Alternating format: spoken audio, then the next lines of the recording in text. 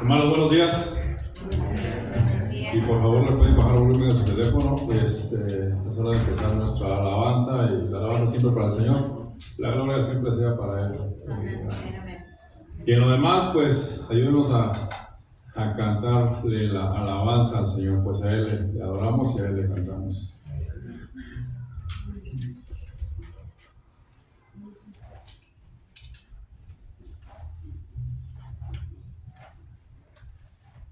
Amén, ¿listos?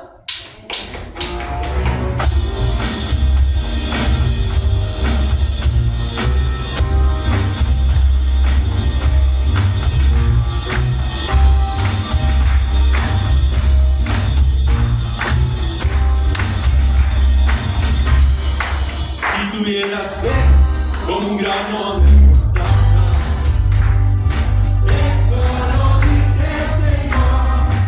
Si tuvieras fe como un grano de mostaza, eso lo dice el Señor.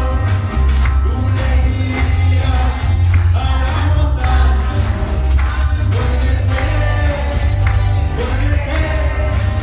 Tú le dirías a la montaña: muévete, muévete. La montaña se moverá, moverá, se moverá. Esa montaña se moverá, moverá, se moverá. La montaña se moverá, moverá, se moverá. La montaña se moverá, moverá, se moverá.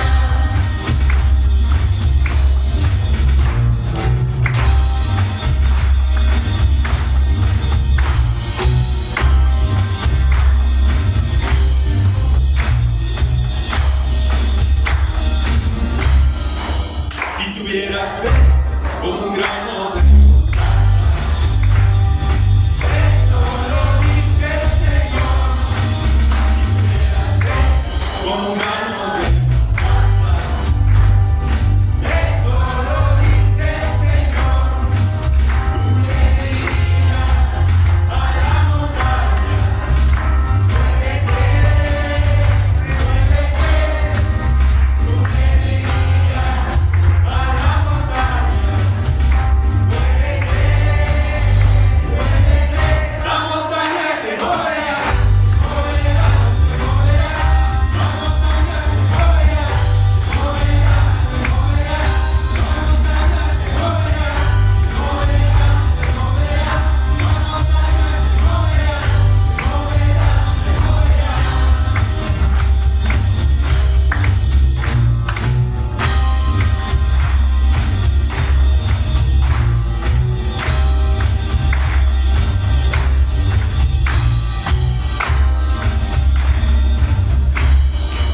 Si tuvieras fe como un grano de mostaza, eso lo dice el Señor.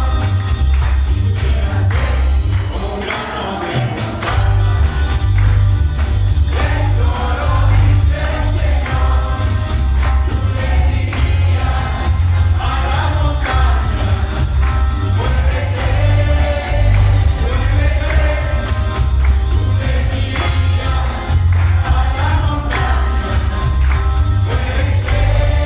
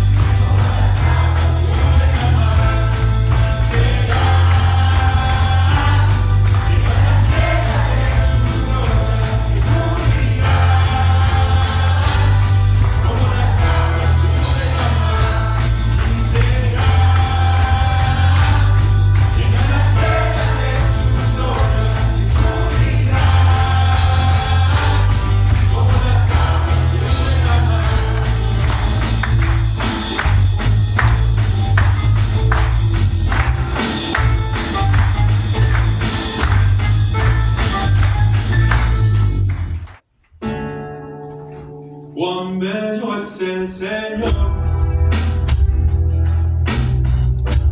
Cuán hermoso es el Señor. Cuán bello es el Señor.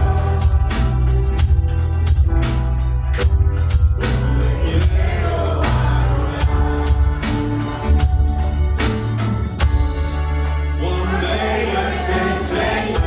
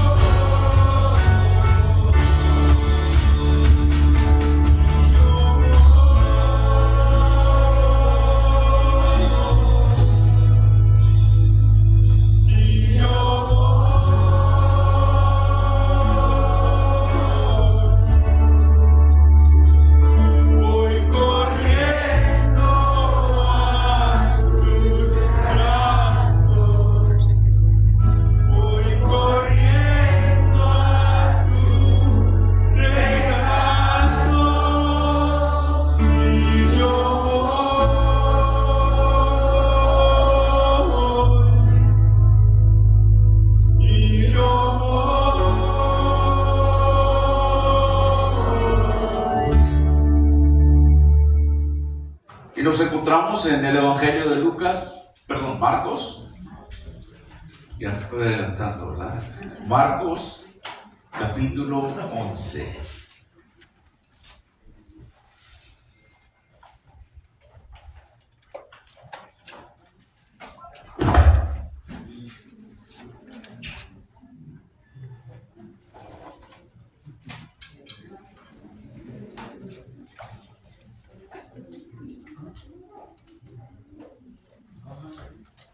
Vamos a tomarlo de los versículos y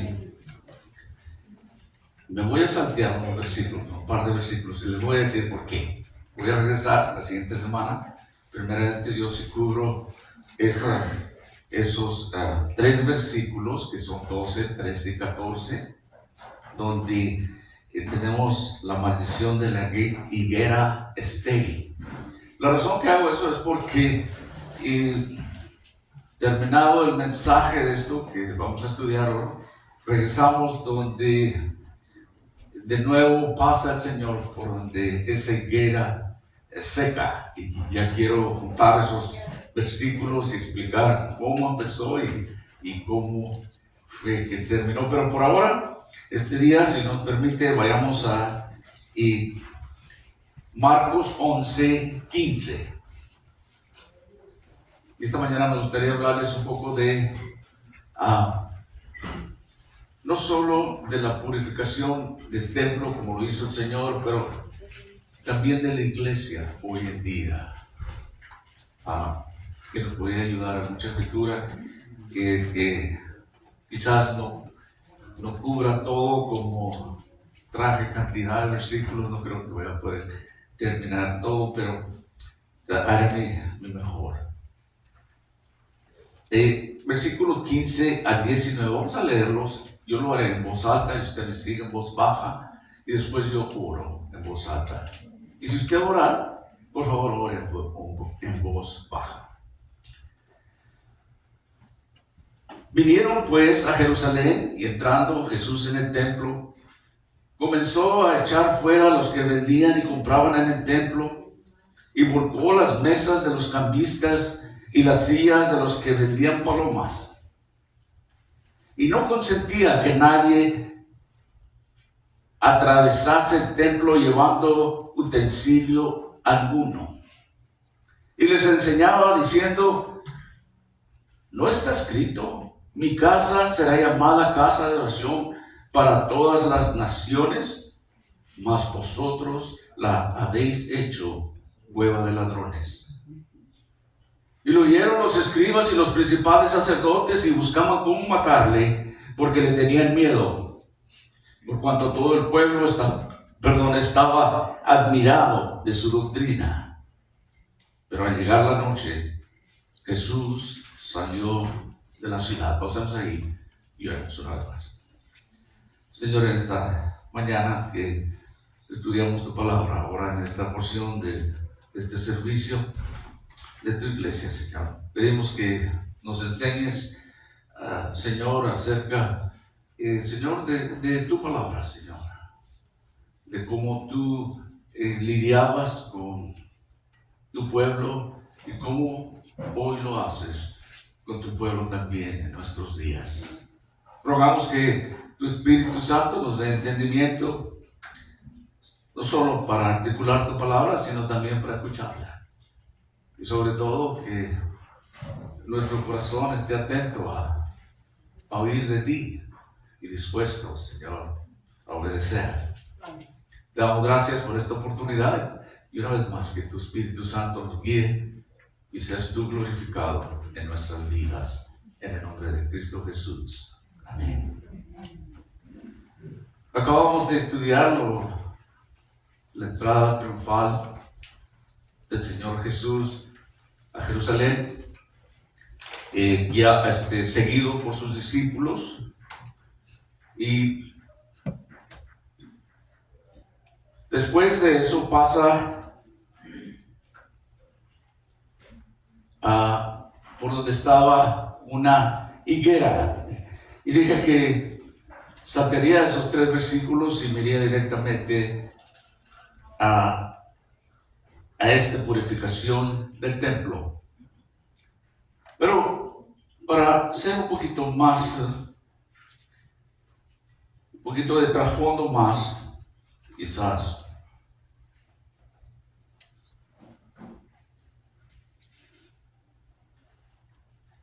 Nos encontramos en el día que el día anterior había entrado a Jerusalén,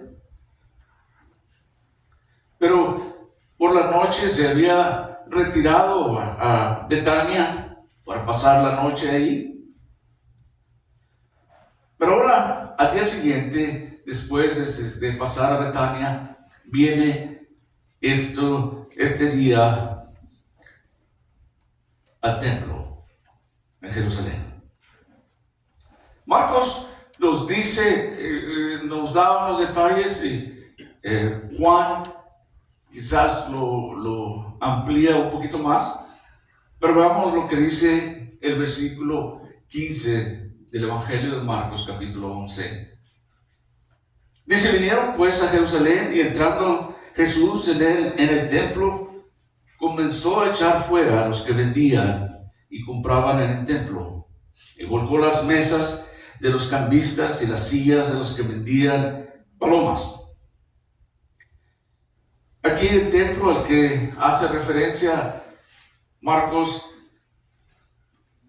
incluye todo el complejo de edificios, es decir, los patios exteriores o atrios, como los llamaban ellos. Por supuesto, el lugar santo, el lugar santísimo. Pero todo en sí, todo el recinto, consistía en 4 patios exteriores designados para separar según la asociación del pueblo de Dios. Primero ellos, en la parte externa, había el atrio de los gentiles, o el patio de los gentiles, es decir, el público en general, no judío como usted y yo, que si estuviéramos ahí no nos iban a dejar entrar muy cerca. Especialmente si es mexicano. No. No. Pero el atrio de los gentiles, el público en general, estaba abierta, era grande y rodeada de otros 3 patios y del templo, obviamente, propiamente dicho. Pero luego había otro atrio de las mujeres. Y esa área era más pequeña. Estaba situada en la parte oriental del templo. Pero separaba completamente de los gentiles, del atrio de los gentiles. Tenían muros para separar, divididos, y tenían puertas que podían tener acceso. Había 3 puertas al norte, 3 al sur, pero luego venía el atrio de los judíos, es decir, del pueblo israelita, del hombre, de los hombres. Y después, el cuarto atrio era para los sacerdotes, de los cuales ellos estaban lo más cerca del lugar santo y del lugar santísimo. Y también ahí, en la separación, había puertas, 3 al norte y 3 al sur. Les doy estos pequeños datos como información para darnos una idea cómo se separaban ellos. Sí, quizá algunos de ustedes ya saben eso. Juan nos dice esto en el capítulo 2 del Evangelio de Juan, de los versículos 13 al 17. Estaba cerca la Pascua de los judíos, y subió Jesús a Jerusalén, y halló en el templo a los que vendían bueyes, ovejas y palomas, y a los cambistas allí sentados. Y haciendo un azote de cuerdas, echó fuera del templo a todos y las ovejas y los bueyes, y esparció las monedas de los cambistas, y volcó las mesas. Y dijo a los que vendían palomas: quitad de aquí esto, y no hagáis de la casa de mi padre casa de mercado. Entonces Juan nos dice que se acordaron sus discípulos que está escrito: el celo de tu casa me consume. ¿Sabe que en sí, en general, todo el pueblo esperaba que el Mesías corrigiera los males, la injusticia que habían tenido debido a estos presentes ocupantes, es decir, los que estaban bajo el yugo romano? Pero nunca ellos mismos consideraban que los males y las injusticias estaban centradas en ellos mismos. Y ellos se amplificaban en su adoración, nosotros. Pero nadie podía levantar la mano para parar o intervenir que el Señor Jesús hiciera lo que estaba haciendo, porque ellos sabían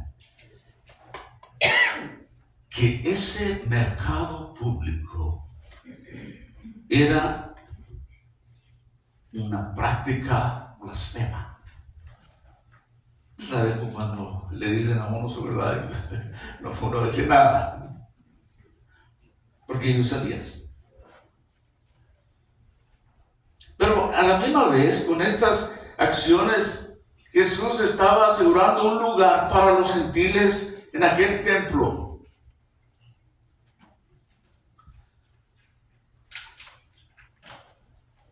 Una de las cuantas veces que quizás vemos que el Señor se enojara,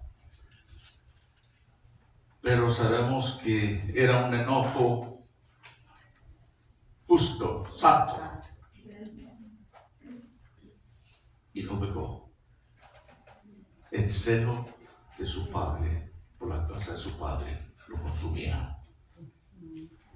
Encontré también algo interesante. El salmista nos dice en el Salmo 4, versículos 4 y 5, dice: temblad y no pequéis. Meditad en vuestro corazón estando en vuestra cama y callad. Estuve buscando en inglés, en la King James Version. Él dice que se enoje pero no peque. Pero hay una nota que dice que la palabra usada ahí es temblar o agitarte, pero no pequéis.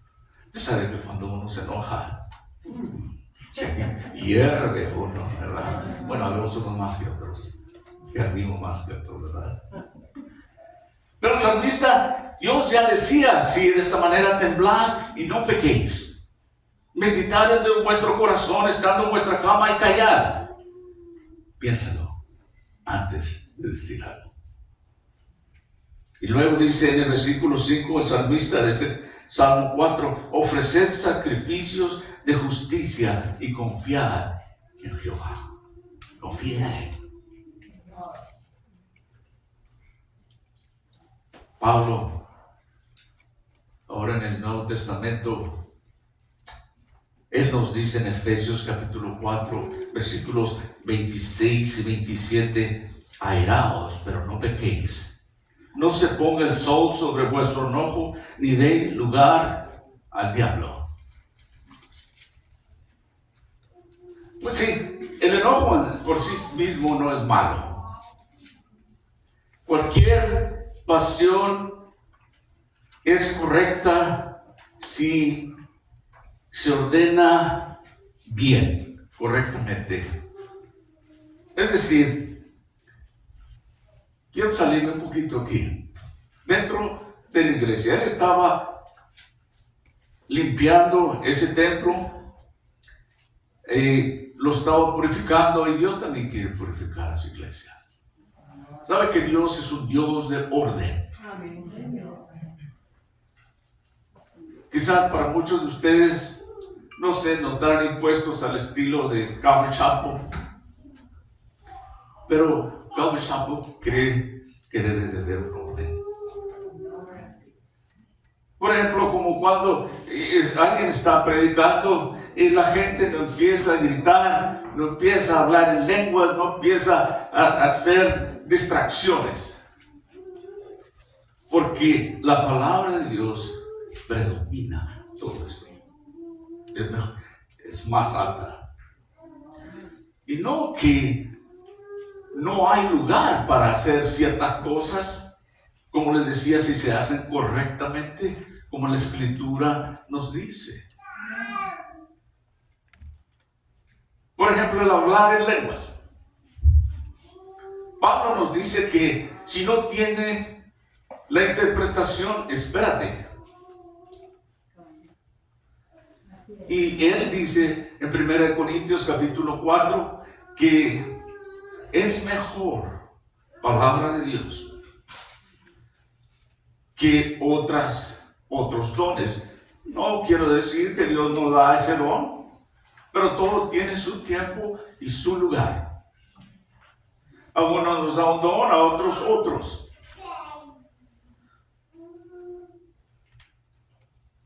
Pero así es como Dios quiere ordenar su iglesia. Allí habían hecho un desorden del templo de Dios. Pero vemos que el Señor se enojó. Estaba airado por ver lo que habían hecho de la casa de Dios. Pablo les decía en Efesios 4, airados, pero no pequéis, no se ponga el sol sobre vuestro enojo, ni deis lugar al diablo. ¿Sabe que nosotros muchas veces nos enojamos y sí pecamos? No deberíamos. Y yo creo, ojalá que ahora como siervo de Dios ya no sea tanto así como antes. Pero dice que no se ponga el sol antes de que hagamos la paz. No demos lugar al enemigo. ¿Sabe qué esto sucede en la iglesia, en la familia, en las parejas? Es muy común. Y muchas veces no queremos dar nuestro brazo a torcer. Y no queremos pedir disculpas. O no queremos arreglar ese asunto. Pero Dios dice, está bien. Hay veces que uno se enoja. Pero no permitas que eso te domine. En el libro de Eclesiastés, capítulo 7, versículo 9. No te apresures en tu espíritu a enojarte, porque el enojo reposa en el seno de los necios. Es decir, que no es malo en sí, pero cuidado, porque el enojo puede contaminar muchas veces. La causa del enojo puede contaminar una respuesta que debemos dar. Si es ese enojo impulsado por la carne, el enojo es pecaminoso.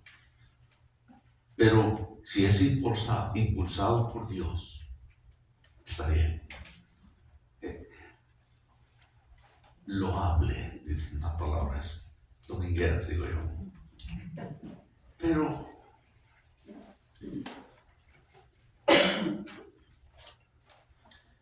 en otra ocasión el apóstol Pablo, hablándole a este joven Timoteo, él le dice, esto te he escrito, aunque tengo la esperanza de pronto verte, para que si tardo sepas cómo debes de conducirte en la casa de Dios, que es la iglesia del Dios viviente, columna y baluarte de la verdad. Hay maneras en que debemos de conducirnos, no solo individuos, como siervos de Dios, como hijos de Dios, no solo de una manera individual, pero colectiva. Por ejemplo, cuando estamos aquí en la iglesia o cuando salimos fuera de la iglesia, hay una manera que debemos de conducirnos, y hay veces que hay problemas entre nosotros mismos. Puede haber problemas entre una familia, entre un hermano, una hermana, entre un esposo y una esposa. En Mateo capítulo 18 dice: por tanto, si tu hermano peca contra ti, ve y repréndele, estando tú y él solos, y si te oyere, has ganado a tu hermano. Mas si no te oyere, toma a uno contigo o dos, para que en boca de dos testigos conste toda palabra. Y si no lo oyere ellos, dile a la iglesia, y si no lo oyere a la iglesia, tenerle por gentil y publicano. Hay un orden. En vez de hablar por todos lados, decirle todo: este me dice, no, ¿sabes lo que me dijo? Te lo digo para que ores. Pero escúcheme. Y estamos enojados y pecamos. Pero hay un orden, como les decía, en la oración, en la prédica de la palabra, en la manera de conducirnos en la iglesia. A mí me encanta cuando estamos alabando y alguien dice: gloria a Dios, bendito sea Dios, y levanta las manos y va a decir: es el momento de hacerlo. Pero hay un orden en la casa de Dios. Usted y yo no queremos llamar la atención, empezamos a bailar y para que todo el mundo me mire y mira que bien baila para el Señor, o cómo habla, estos dones que tiene y exagera. ¿Sabe por qué? Porque hay mucho de eso hoy en día. Cuando estuve leyendo esto, me recuerda de lo que vemos hoy en la televisión, en el internet, las prédicas, pastores, especialmente haciendo negocio, como vamos a hablar aquí.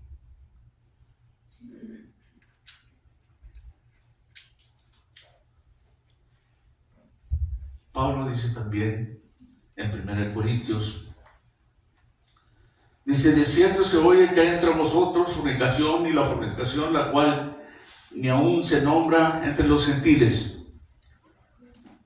Está en 1 Corintios 5, del 1 al 8. Había, pues, dice Pablo ahí en el versículo 1, que un hombre tenía la mujer de su padre. Y dice: y ustedes están envanecidos. ¿No debería más bien haberos lamentado para que fuese quitado en medio de vosotros el que cometió tal acción? Ciertamente yo, como ausente en cuerpo, pero presente en espíritu, ya como presente he juzgado al que tal cosa ha hecho. En el nombre de nuestro Señor Jesucristo, reunidos vosotros y mi espíritu con el poder de nuestro Señor Jesucristo, en tal se ha entregado Satanás para destrucción de la carne, a fin de que el espíritu sea salvo en el día del Señor Jesús. ¿No es buena vuestra jactancia? ¿No sabéis que un poco de levadura leuda toda la masa? Limpiaos pues de la vieja levadura, para que seáis nueva masa, sin levadura como sois, porque nuestra Pascua, que es Cristo, ya fue sacrificado por nosotros. Así que celebremos la fiesta, no con la vieja levadura, es decir, la manera antigua de vivir, ni con la levadura de malicia y de maldad, sino con panes sin levaduras, de sinceridad y de verdad. Pero uno pregunta, ¿por qué es que la iglesia se jactaba? Pablo los está reprimiendo ahí. Eso no debe ser en la iglesia. ¿Pero por qué se jactaban de sus conductas? Y sabe que no es diferente hoy en día, porque en muchas iglesias de hoy se enorgullecen de aceptar todo. Todo va en la iglesia. Y no es como la palabra de Dios. Todos somos bienvenidos, incluyéndome yo mismo, a la iglesia. Pero Dios nos llama a vivir de una manera diferente ahora.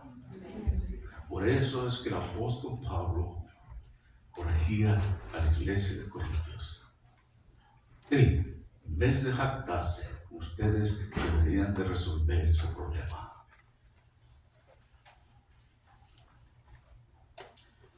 Pablo dice en Efesios capítulo 4, versículo 1 al 3, y yo pues preso en el Señor, os ruego que andéis como es digno de la vocación que fuisteis llamados, con toda humildad y mansedumbre, soportándoos con paciencia los unos a los otros en amor, solícitos en guardar la unidad del Espíritu en el vínculo de la paz.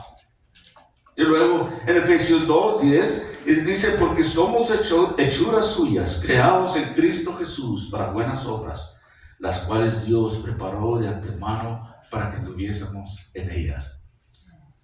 Si alguna vez ha pensado para qué me creó Dios, ahí está, para usarlo, para su gloria. Pero hay un orden.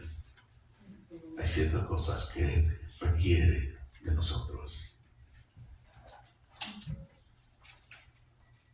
¿Sabe que la verdadera adoración se restaura no solo con el arrepentimiento, pero con la obediencia?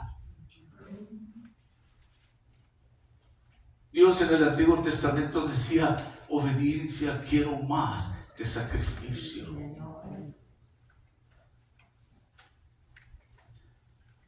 Dios quiere quitar esas cosas dentro de su pueblo, de su iglesia, esa división, esa avaricia también que hay, que es muy común en muchos de nosotros. Voy a repetir el versículo 15, pero quiero enfatizar en la parte de este versículo. Dice, vinieron pues a Jerusalén y entrando a Jesús en el templo, comenzó a echar fuera a los que vendían y compraban en el templo y volcó las mesas de los cambistas y las sillas de los que vendían palomas. ¿Sabe lo que es avaricia? Es un deseo excesivo, insaciable de riquezas o ganancias. Bueno, ese es el caso extremo. Cuando Jesús entró en el templo, es decir, que iba por la parte del atrio de los gentiles, comenzó a echar a ciertas personas fuera del templo. Jesús se vio obligado a echar fuera a los que vendían y compraban en el templo. Había muchas personas presentes ahí en el área del templo que eran comerciantes de algún tipo de comercio. Recuerden, hablé la semana pasada que aproximadamente, de acuerdo a los comentaristas, 2 millones se habían reunido en Jerusalén, venían de todos lados para celebrar la Pascua.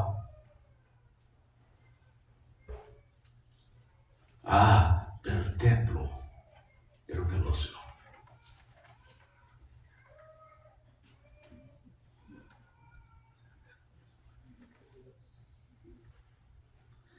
Como había tanto gente ahí, eran comerciantes de diferentes tipos. Obviamente que tenía que haber buenas ventas para sustentar a todo este comercio ahí. Pero el templo de Dios no estaba designado para ser un lugar para obtener ganancias de mercaderías de ningún tipo. La iglesia no debe de ser negocio. Hoy en día.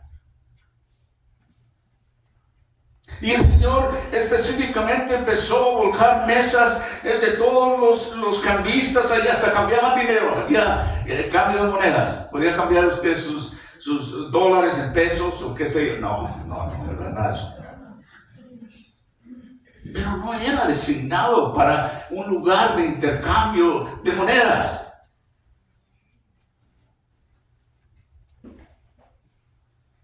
Pero el intercambio de ese dinero en sí no era el problema exactamente. Todo el dinero que lo involucraba al templo tenía que ser usado por los judíos. Es decir, ellos tenían que comprar las monedas para el templo. Pero explicaré por qué es que está malo. Eran las ganancias que se obtenían.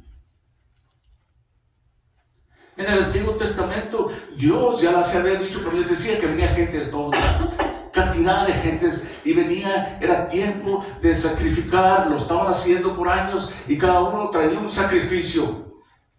En Deuteronomio capítulo 14, versículos 24 al 26, dice, y si el camino fuere tan largo que no puedas llevarlo por estar lejos de ti, el lugar que Jehová tu Dios hubiera escogido para poner en él su nombre, cuando Jehová tu Dios te bendijere, como le estaba diciendo a tiempo antes. Si estás muy lejos, aquí están las instrucciones. Dice, en el versículo 25 de Deuteronomio 14, dice, entonces lo venderás y guardarás el dinero en tu mano, y vendrás al lugar que Jehová tu Dios escogiere, y darás el dinero por todo lo que deseas, por vacas, por ovejas, por vino, por sidra, o cualquier cosa que tú desearas, y comerás ahí delante de Jehová tu Dios, y te alegrarás tú y tu familia. Y luego dice, y no desampararás al levita que habita en tus poblaciones, porque no tiene parte ni heredad contigo. Cierto, los trabajadores del templo, los sacerdotes, que eran los levitas, tenían derecho a vivir del templo, de las ofrendas de la gente. Como hoy en día. Ustedes se fijan, nosotros hacemos y recogemos las ofrendas, los diezmos, pero no empujamos eso, no empujamos. Esto es de usted y Dios. El dinero que necesita para mantener el edificio. Tenemos un buen lugar donde nos gozamos del aire acondicionado. Yo constantemente les pregunto si está muy caliente o muy frío, y ahí nos peleamos porque no podemos ganar todos. Unos tienen calor, otros tienen frío. Bueno, yo ahorita estoy sudando, pero está bien. Pero el dinero es usado para la obra del Señor. Es necesario, pero no exageración, no un negocio. Y es lo triste que sucede hoy en día.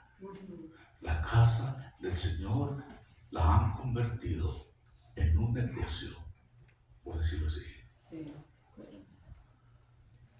Y Dios se enojaba. Imagínense si el Señor obrara como lo hizo en aquellos días, si obrara hoy en día de esa manera. ¿Cuántas iglesias no vendrían y aventarían el púlpito, aventarían la mesa? ¿Qué estás haciendo?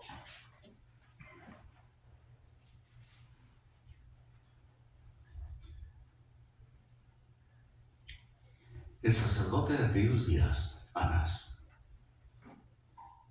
era el principal, el que permitía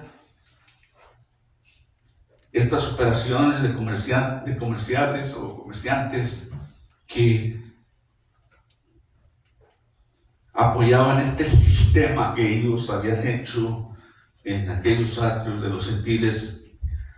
El comentarista dice así que era conocido ese lugar como el Bazar de Anás. Es decir, como si lo pusiera yo a los términos de hoy en día, el Summit de Anás, el centro comercial de Anás, el tianguis de Anás, porque él era el principal, el que permitía, el que controlaba todo eso. Pero los comerciantes, la gente que compraba, que iban ahí a ese suami, con esas palabras así vulgares, para que me entiendan, pero sí saben lo que estoy hablando. No me estoy saliendo del tema.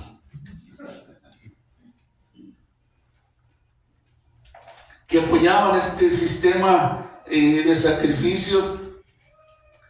¿Sabe que ellos tenían una concesión, un permiso para vender animales de sacrificio? Lo primero que se me vino a la mente a mí es como cuando vas al Swami, tienes que pagar por un lugar para poder vender cosas ahí. pero también tienes que pagar impuestos. Entonces estos comerciantes que llegaban ahí tenían un permiso. Esto lo aprendí de algunos comentaristas que hablan de esos tiempos, que saben de esto. Les estoy explicando todo esto para que podamos entender el enojo santo del Señor. Que habían convertido la casa de Dios en un negocio, como hoy muchos han hecho eso. Vendían animales de sacrificio, vendían vino, vendían aceite, sal. Ustedes saben que la sal muchas veces se usaba como dinero en aquellos días.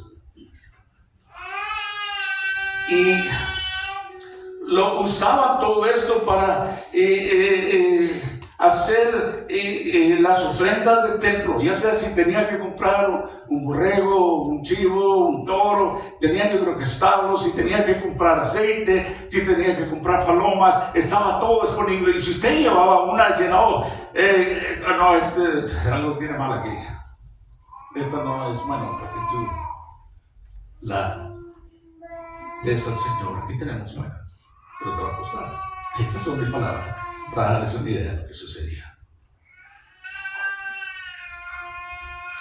Así es que las tarifas de la franquicia, es decir, a menudo se exigían a los operadores que pagaran un cierto porcentaje de sus ganancias. ¿Sabe quién? Anás, el sacerdote. Era un negocio.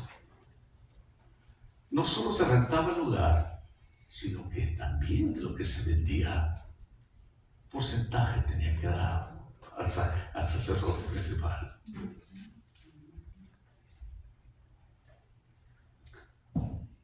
Pero la extorsión y la especulación, es decir, era muy común en esos días que se cobraban tarifas extravagantes, muy grandes, por un animal o por cualquier cosa que se vendiera. Yo en mi mente, ¿sabes?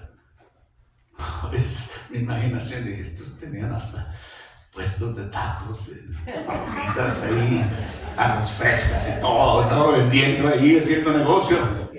Y el pastor agarraba una tajada ahí, ¿verdad? Esa es la idea principal. ¿Quiere vender aquí iglesia? Bueno, para entrada, permiso, no tanto. Y después vamos a ver cuánto vendes, y otro tanto. ¿Verdad? Esa es la idea. Pero luego, la gente que venía de lejos y querían hacer sus sacrificios, pagaban el dinero por aquellas cosas que se usaban en el templo, sacrificio. Otra cosa que se me hizo también bien interesante es que el Señor volcó también las mesas de donde tenían palomas. ¿Y saben por qué se me hizo interesante? Porque el templo no era un lugar para hacer negocio, para hacer ganancias con las palomas, para el sacrificio, porque las palomas eran el sacrificio de los más pobres de los pobres. Había gente que no tenía para comprar una oveja o un cordero o un chivo o otro de los sacrificios, pues ellos sacrificaban de acuerdo a lo que ellos tenían y sacrificaban una paloma. Pero aún así, hasta los más pobres extorsionaban en ese negocio. Y me recuerda hoy en día que hay gente tan pobre, tan dedicada a Dios, y hay hombres y mujeres que los roban y les prometen cosas que no son bíblicas y hacen negocio con la casa del Señor.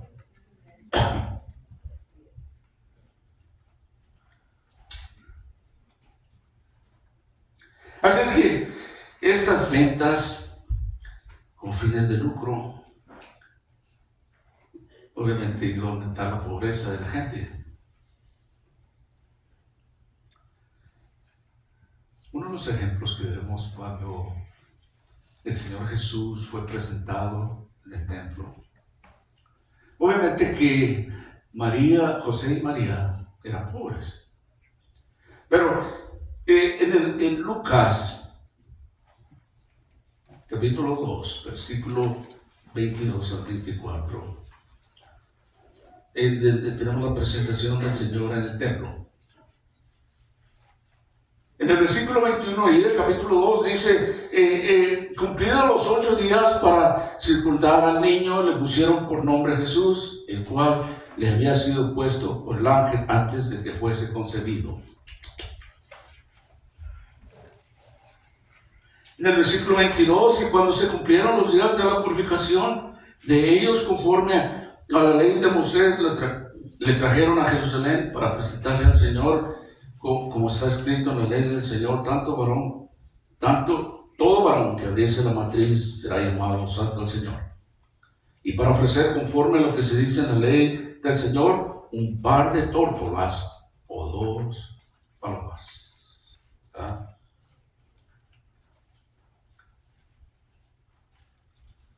Les decía que este negocio, el deseo, la avaricia de tener y tener más.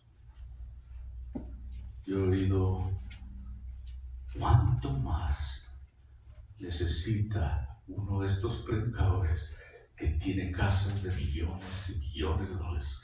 ¿Cuánto más necesita para vivir?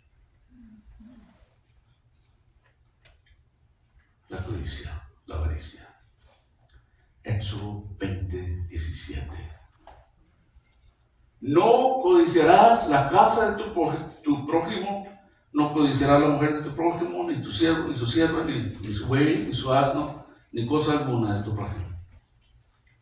En Deuteronomio también, que nos habla de los 10 mandamientos, en el capítulo 5, en el versículo 21 dice también lo mismo.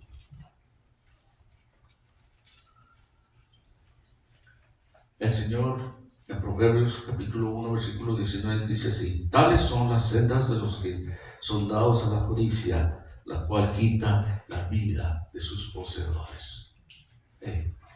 Los mata eso mismo, la codicia.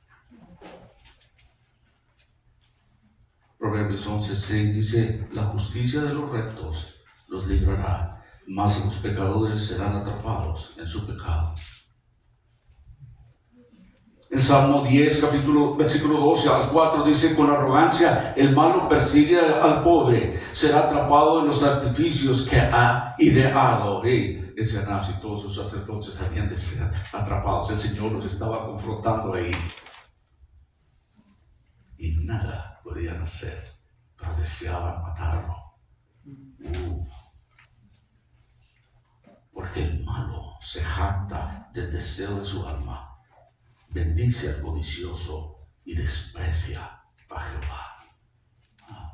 Lo que dice Salmo 10, 2 y 4. Y el malo por la altivez de su rostro no busca a Dios. No hay Dios en ninguno de sus pensamientos. No había ningún temor de Dios. Y hoy en día también mucha gente no tiene temor de Dios. En Mateo capítulo 7, el Señor dice así: lo que sale del hombre, en los versículos 20 y 23, esto contamina al hombre. Porque de dentro del corazón de los hombres salen los malos pensamientos, los adulterios, las fornicaciones, los homicidios, los hurtos, las avaricias, las maldades, el engaño y tantas cosas.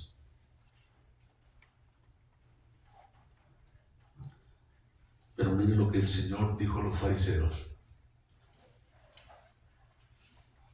Ustedes, los fariseos, limpian el exterior del vaso y del plato, pero su interior está lleno de avaricia y de maldad. Avaricia y de maldad. Amados de Dios,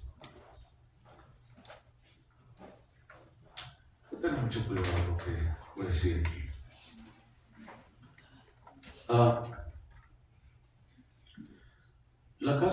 Dios no debe de ser un negocio.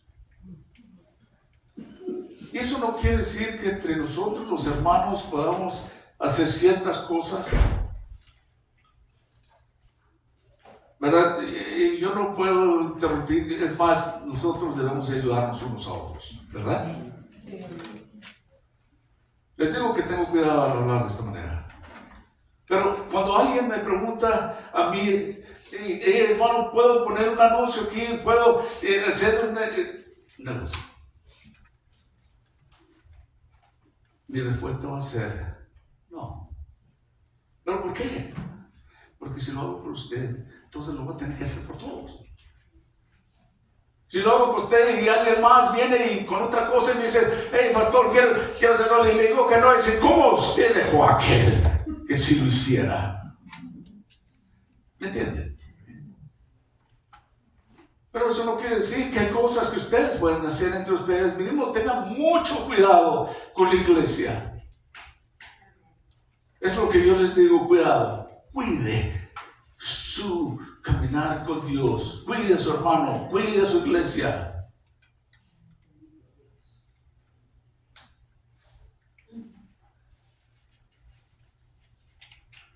Pablo dice que no debemos de deber nada a nadie, sino el amaros unos a los otros. Dice, porque el que ama al prójimo ha cumplido la ley. Y aquellos hombres no amaban a su prójimo, querían aprovecharse de él y ganar dinero de él. Porque dice el apóstol Pablo en Romanos 13, de 8 al 10, porque no adulterarás, no matarás, no hurtarás, no dirás falso testimonio, no codiciarás, y cualquier otro mandamiento. En esta sentencia se resume: amarás a tu prójimo como a ti mismo.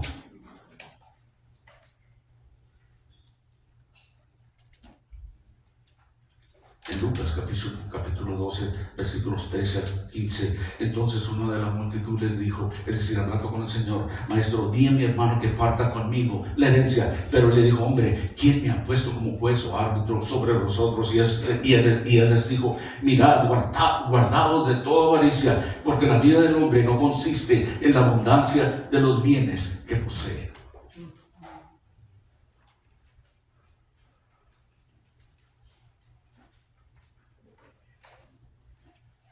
Es nuestra responsabilidad como siervos, hijos de Dios, una responsabilidad cristiana de deshacernos de las manifestaciones de la avaricia, particularmente en torno a, como le dice, colectivo y de adoración. Hay tiempo, venimos a orar, venimos a alabar al Señor, todo tiene su orden y es hermoso ver eso y me gusta verlos a ustedes y yo ser parte de esto, pero tiene su orden. Y digo, wow, qué bendición. No avaricia, hermanos. Amemos los unos a los otros. No permitamos que el enemigo ponga su pie en nuestra iglesia.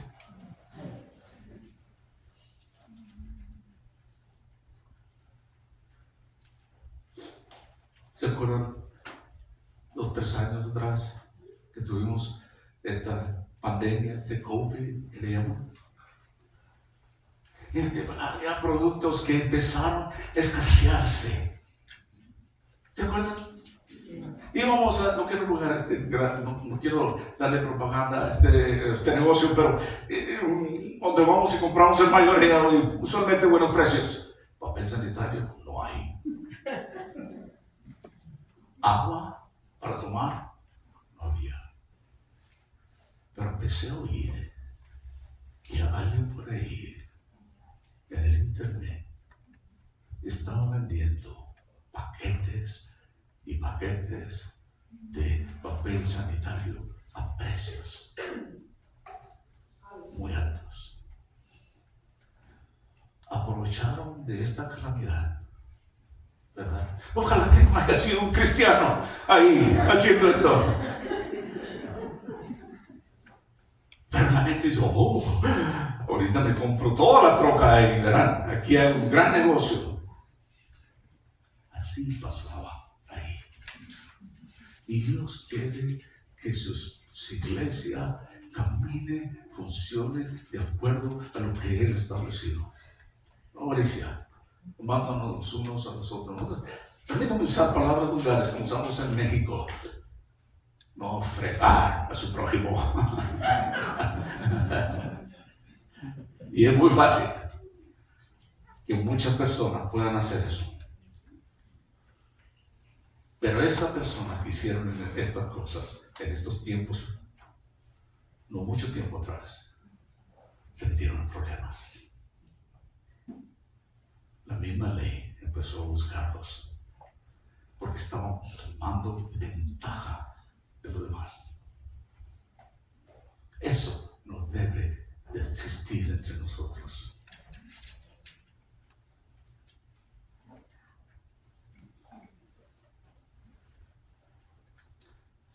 Nuestra adoración colectiva, como iglesia, individual, eliminemos la avaricia.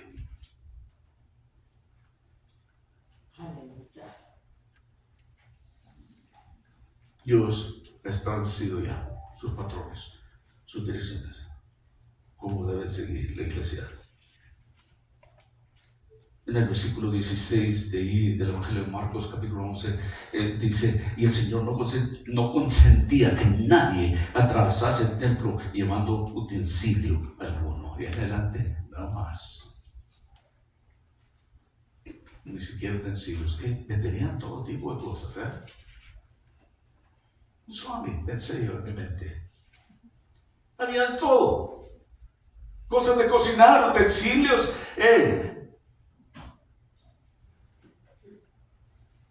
animales, casa de cambio, pero precios exagerados y hace un gran negocio. La iglesia, un gran negocio para algunos.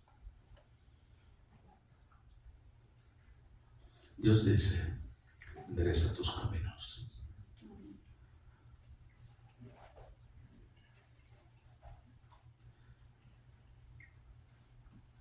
Deuteronomio 32, 3 y 5 dice, porque yo proclamo el nombre del Señor, engrandeced a nuestro Dios, Él es la roca, su obra es perfecta.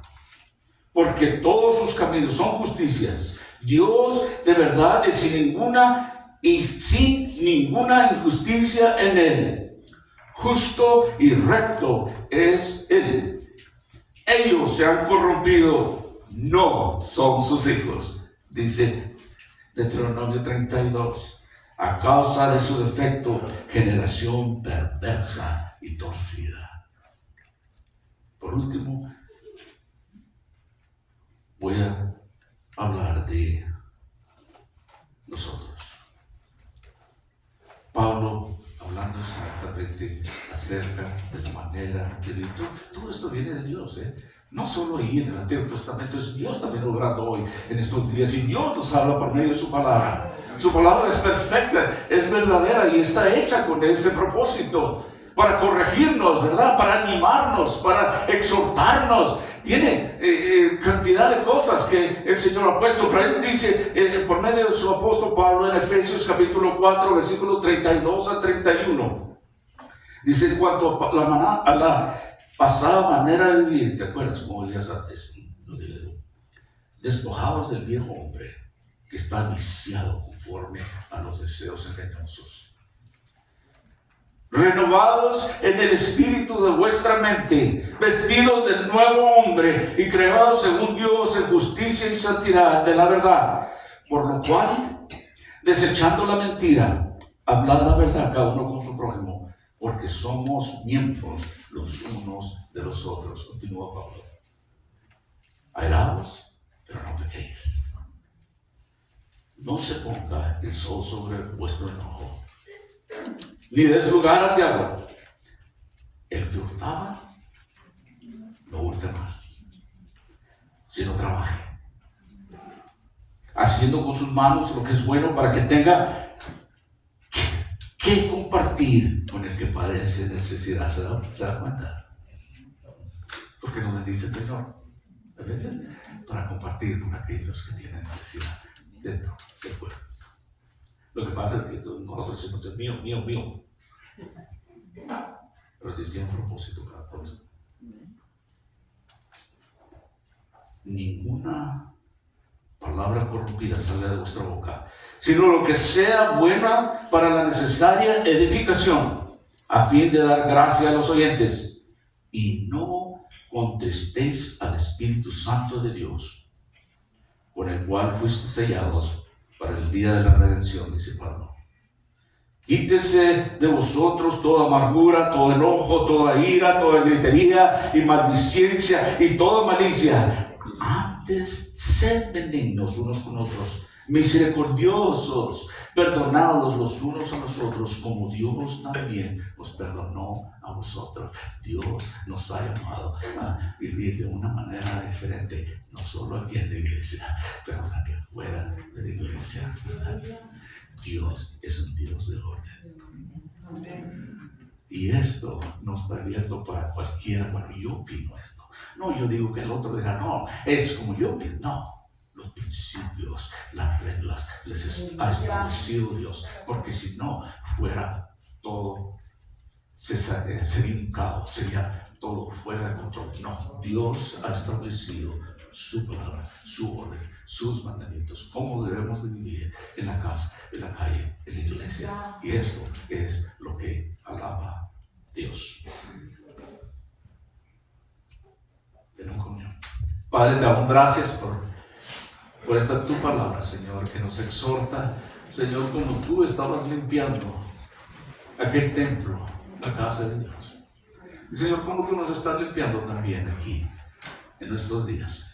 Sabemos que el templo del Espíritu Santo es la persona, aquel que te ha aceptado en su Salvador. Pero también como iglesia, Señor, de hermanos y hermanas en la fe en Cristo Jesús, donde nos reunimos para adorarte también, para aprender de tu palabra. Señor, ayúdanos a hacerlo de una manera que te agrade a ti. Hombres y mujeres imperfectos como somos nosotros. Y fallaremos en algunas cosas, Señor, pero vuélvenos, Señor, al camino, a tu redil. Enséñanos, Señor. Ponnos en nuestras mentes, en nuestro corazón, el deseo de agradarte y hacer lo que es bueno delante de ti. Puesto que tú eres nuestro Dios y tú nos has llamado, tú nos has escogido y nos has ofrecido la vida eterna en Cristo Jesús. Eres tú, pues, el que nos dice cómo habremos de vivir. Señor, enséñanos, Señor. Pon en nuestra mente y en nuestro corazón no tanto el querer, pero también el poder para hacer lo que tú quieres de nosotros. Te damos gracias esta mañana por tu palabra, Señor, que es viviente, Señor, que es práctica, que la podemos usar, nunca cambia. Como tú, Señor, eres el mismo de ayer, de hoy y de mañana. Tus promesas para siempre. Gracias por permitirnos estar aquí, Señor. Ahora, Señor, bendice este tiempo Señor, de celebración. A conforme, Señor, tomamos estos elementos del pan y el vino. Recordamos, Señor, tu muerte, Señor, tu sangre derramada en aquella cruz. Recordamos también tu resurrección. Y también recordamos lo que tú dijiste, que tú un día regresarías. Ayúdanos pues a vivir haciendo eso, con esa expectativa del regreso de nuestro Redentor, su segunda venida. Padre, te amamos en el nombre de Cristo Jesús. Amén.